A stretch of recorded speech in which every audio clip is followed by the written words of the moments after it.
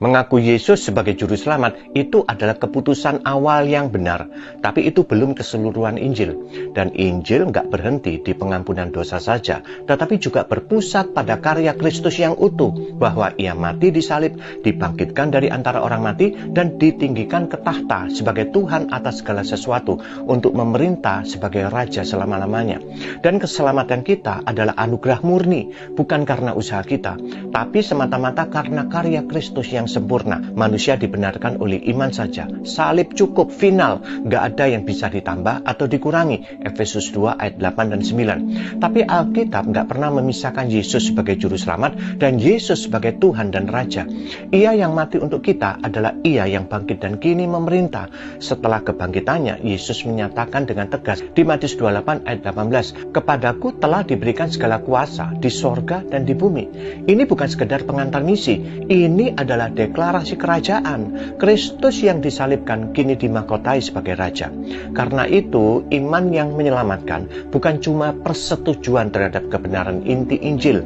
Iman yang sejati bersandar pada Kristus secara utuh, bukan hanya sebagai penebus, tapi juga sebagai Tuhan dan Raja yang berotoritas.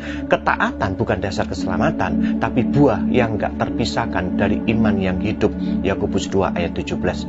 Jadi gak pas ya kalau ada orang yang bilang, "Aku terima keselamatan, tapi soal pemerintahan Kristus nanti saja." Keselamatan itu sendiri sebenarnya membawa kita masuk ke relasi yang baru, yaitu Kristus adalah Tuhan dan Raja. Anugerah yang menyelamatkan adalah anugerah yang sama, yang mengubahkan.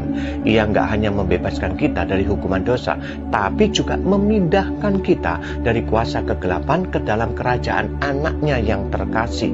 Kolose 1 ayat 13. Hidup kita mulai diarahkan, dibentuk, dan ditundukkan kepada kehendaknya.